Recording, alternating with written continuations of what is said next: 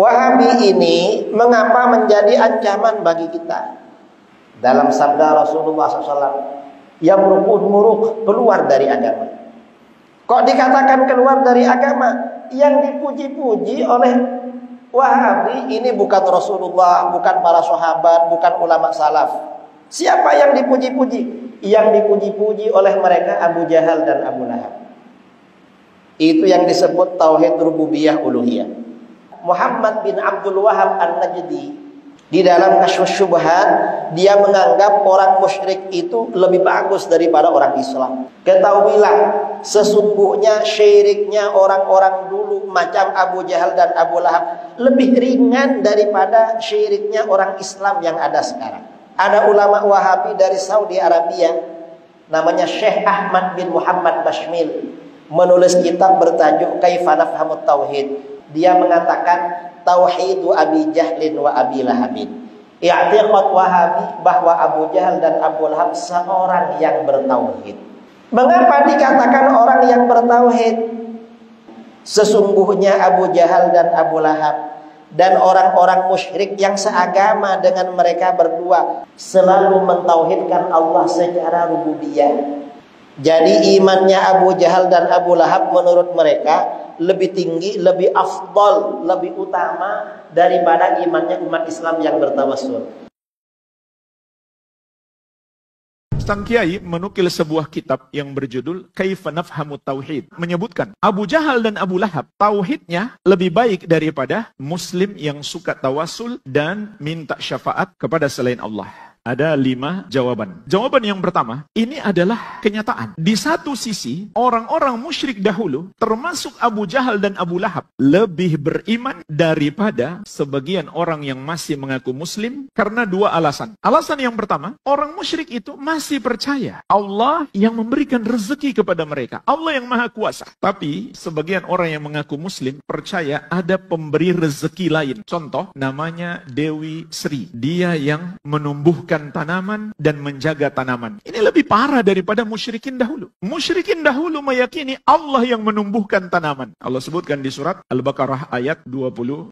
Wa anzala minas sama'i ma'an fa akhraja bihi minas samarati rizqan lakum fala taj'alu lillahi andada wa antum ta'lamun. Allah yang menurunkan hujan kepada kalian dari langit. Lalu dengan hujan itu Allah tumbuhkan berbagai macam tanaman sebagai rezeki bagi kalian. Maka janganlah kalian menjadikan untuk Allah tandingan-tandingan dalam sesembahan. Padahal kalian mengetahui. Mengetahui apa? Mengetahui Allah yang turunkan hujan, Allah yang tumbuhkan tanaman. Bandingkan dengan sebagian orang yang mengaku muslim hari ini, yang masih percaya kepada Dewi Sri. Dan juga Sang Kiai menukil sebuah kitab yang berjudul Kaifa Nafhamut Tauhid. Ditulis oleh seorang penuntut ilmu. Anda juga baru baca namanya. Baru tahu setelah disebutkan oleh Kiai tersebut. Di halaman 12, memang beliau menyebutkan Abu Jahal dan Abu Lahab tauhidnya lebih baik daripada muslim yang suka tawasul dan minta syafaat kepada selain Allah. Dan beliau sebutkan di situ contoh di halaman 18-nya. Ketika beliau naik kapal, tiba-tiba terkena badai di laut. Maka ada sekelompok orang menyuruh penumpang untuk berdoa kepada seorang wali yang namanya Ibnu Isa. Maka mereka mulai berdoa, Ya Ibnu Isa, Ya Ibnu Isa, wahai Ibnu Isa, wahai Ibnu Isa, selamatkan kami. Bandingkan jemaah sekalian dengan orang musyrik dahulu. Allah sebutkan di surat Al-Ankabut ayat ke-65. Fa'idha raqibu fil fulki da'allaha mukhlishina lahuddina. Ketika mereka naik kapal, mereka berdoa kepada Allah dengan memurnikan ibadah hanya untuk Allah. Mereka lupakan semua berhala-berhala mereka. Ini menunjukkan orang musyrik dahulu dalam hal ini lebih baik daripada mereka yang masih mengaku muslim, yang masih mengucapkan syahadat. Ketika ditimpa musibah, mereka masih berbuat syirik. Nah, ini alasan yang kedua. Fakta yang kedua, ketika ditimpa bencana, bukannya bertobat, malah tambah berbuat syirik. Bandingkan dengan orang musyrik dahulu. Sebab jemaah sekalian, yang mereka sebut tawasul itu ada 2. Yang pertama, berdoa kepada para wali agar doanya diteruskan kepada Allah. Yang kedua, berdoa kepada para wali karena yakin wali itulah yang mengabulkan. Maka tawasul yang pertama itu mirip seperti musyrik jahiliyah. Mereka berkata, "Ma na'buduhum illa liyuqarribuna ilallahi zulfa." Tidaklah kami menyembah mereka kecuali agar kami didekatkan kepada Allah sedekat-dekatnya. Tapi ketika mereka mereka berdoa kepada para wali dengan keyakinan wali itulah yang menyelamatkan, ini lebih parah daripada musyrikin jahiliyah. Dan ini yang dimaksud oleh penulis. Jawaban yang kedua, yang mengatakan mereka masih punya keimanan, itu adalah Allah sendiri. Dalam surat Yusuf ayat 106, Allah subhanahu wa ta'ala berfirman, wa ma yu'minu aktsaruhum billahi illa wahum musyrikun. Dan tidaklah kebanyakan mereka beriman kepada Allah kecuali mereka juga berbuat syirik. Jadi Allah yang mengatakan mereka masih punya keimanan, bukan kesimpulan ulama. Oleh karena itu At-Tabari rahimahullah menyebutkan dalam tafsir beliau, Ibnu Abbas radhiyallahu anhuma berkata tentang surat Yusuf ayat 106, min imanihim, di antara keimanan mereka, idza qila lahum, apabila dikatakan kepada mereka, man khalaqas sama, siapakah yang menciptakan langit, wa man khalaqal arda, dan siapakah yang menciptakan bumi, wa man khalaqal jibal, dan siapakah yang menciptakan gunung-gunung, qalu, niscaya mereka akan menjawab Allah, wahum musyrikun, namun mereka mempersekutukan Allah, yaitu dalam ibadah. Sebagaimana kata Ikrimah, wahum ya'buduna ghairahu, mereka menyembah kepada selain Allah. Jadi di framing seakan-akan ulama ahli sunnah mengatakan orang-orang musyrik dahulu beriman secara mutlak, padahal tidak. Yang dimaksud adalah mereka beriman di satu sisi dan berbuat syirik di sisi yang lain. Untuk menjelaskan bahwa jika iman kita sebatas iman kepada Allah sebagai Rabb, kita masih sama dengan orang-orang musyrik. Maka iman kita harus berbeda dengan mereka, yaitu kita juga beriman hanya Allah yang berhak disembah. Jawaban yang ketiga, ini juga pemahaman ulama ahli tafsir. Ibnu Katsir rahimahullah, ketika beliau menafsirkan surat Az-Zukhruf ayat 87, Allah subhanahu wa ta'ala berfirman, wala in sa'altahum man khalaqahum layakulunna Allah. Kalau kamu tanya kepada mereka, siapa yang menciptakan mereka? Niscaya mereka akan menjawab Allah. Dan ayat-ayat yang semisal. Maka beliau berkata, ayhum mu'tarifuna bi annahul fa'il li jami'i dzalika wahdahu la syarikalah. Maksudnya adalah mereka mengakui, mengimani bahwa yang melakukan semua itu adalah Allah yang satu saja, tidak ada sekutu baginya. Yang mencipta, yang menurunkan hujan dari langit, yang menumbuhkan tanaman, yang memberi rezeki. Kata Ibnu Katsir rahimahullah, mereka meyakini yang melakukan semua itu hanya Allah yang satu saja, tidak ada sekutu baginya. Ini perlu kita sampaikan karena sebagian orang mulai memframing. Ini pemahaman baru. Tadi saya sudah sebutkan apa kata Ibnu Abbas, begitu pula apa kata Ikrimah, sekarang kata Ibnu Katsir. Dan Ibnu Katsir tidak ada seorang pun dari mereka yang mencela beliau. Ulama ahli tafsir yang bermadhab Syafi'i. Kemudian lanjutan ucapan beliau, "Tummahum ya'buduna ma'ahu ghairahu mimma ya'tarifuna annahu la yakhluq wa la yarzuq." Tapi kemudian mereka menyembah bersama dengan Allah kepada selain Allah. Yang mereka yakini, yang mereka sembah itu nggak bisa mencipta, nggak bisa pula memberikan rezeki. Mereka yakin yang bisa mencipta dan bisa memberi rezeki hanya Allah yang satu saja. Maka Ibnu Katsir rahimahullah menegaskan, wa inna ma yastahiqu ayyufrada bil ibadah man huwal mutafarridu bil khalqi war rizqi. Sesungguhnya hanyalah yang pantas disembah adalah dia yang esa dalam mencipta dan memberikan rezeki. Jawaban yang keempat, kita katakan kepada mereka, jangan mempertentangkan dalil. Kenapa mereka menolak bahwa orang kafir di masa dahulu punya keimanan terhadap rububiyah? Karena ada beberapa ayat, di antaranya surat Yasin ayat 78. Allah Subhanahu wa taala berfirman, "Wa daraba lana mathalan wa nasiya khalqah." Orang musyrik, yaitu tentang seorang musyrik di masa Nabi sallallahu alaihi wasallam, membuat perumpamaan bagi kami dan dia lupa dengan penciptaannya. Qala, perumpamaan yang dia buat, dia berkata, "Man yuhyil idhama wa hiya ramim?" Siapakah yang dapat menghidupkan tulang belulang ini setelah hancur berkeping-keping? Berarti ini adalah dalil yang menunjukkan orang-orang musyrik jahiliyah tidak beriman Allah mampu menciptakan mereka setelah mati. Betul, itu diantara pengingkaran mereka terhadap rububiyah Allah. Oleh karena itu jemaah sekalian, ini tidak bertentangan. Allah mengabarkan mereka beriman di satu sisi, tidak menafikan mereka masih punya banyak kesyirikan yang lain. Ini tidak bertentangan. Itulah sebabnya para ulama ahli sunnah menjelaskan, dan ini sekaligus jawaban yang kelima. Jadi jawaban yang keempat tadi kita katakan, jangan mempertentangkan ayat. Ayat nggak mungkin bertentangan. Pemahaman kita yang salah. Jawaban yang kelima, ulama ahli sunnah ketika mengatakan orang-orang musyrik dahulu masih punya keimanan kepada rububiyah, itu bukan berarti menyamakan secara 100% antara keimanan mereka kepada rububiyah dan keimanan orang-orang muslim kepada rububiyah. Bukan maksudnya menyamakan 100%. Faktanya jemaah sekalian, dalam buku-buku tauhid yang disusun para ulama ahli sunnah menyebutkan dua perbedaan antara keimanan orang orang-orang musyrik terhadap rububiyah dan keimanannya umat Islam. Perbedaan yang pertama, keyakinan mereka terhadap rububiyah hanyalah secara global, sedangkan keyakinan umat Islam secara terperinci. Jadi, tidak bertentangan antara ayat, cuma penjelasan secara global dan penjelasan secara terperinci. Secara global, mereka masih meyakini Allah itu maha kuasa, yang maha memberikan rezeki, yang menciptakan segala sesuatu. Tapi kalau diperinci, ada bagian yang mereka tidak yakini. Di antaranya, mereka tidak meyakini Allah mampu menghidupkan orang yang sudah mati dan sudah menjadi tulang belulang. Adapun umat Islam yakin Allah maha mampu melakukan itu. Bahkan secara akal sehat itu lebih mudah menciptakan sesuatu yang tadinya sudah pernah ada dibanding menciptakan sesuatu yang tadinya belum ada. Inilah makna ayat wa daraba lana mathalan wa nasiya khalqah. Orang musyrik itu membuat perumpamaan kepada kami untuk menolak Allah maha mampu menciptakan manusia setelah mati dan dia lupa dengan penciptaannya. Maksudnya dia kan dulunya nggak ada, tapi Allah mampu mengadakannya. Maka mengadakan sesuatu yang dulu pernah ada itu seharusnya lebih mudah. Perbedaan yang kedua, keyakinan orang musyrik dahulu terhadap rububiyah masih cacat dengan berbagai macam keyakinan yang batil. Sedangkan keyakinan umat Islam terhadap rububiyah itu bersih dari penyimpangan-penyimpangan. Contoh, mereka meskipun meyakini Allah yang menurunkan hujan, tapi mereka juga meyakini bintang-bintang adalah sebab turunnya hujan. Dan ini termasuk syirik yang Allah sebutkan di surat Al-Waqiah ayat ke-82. وَتَجْعَلُونَ رِزْقَكُمْ أَنَّكُمْ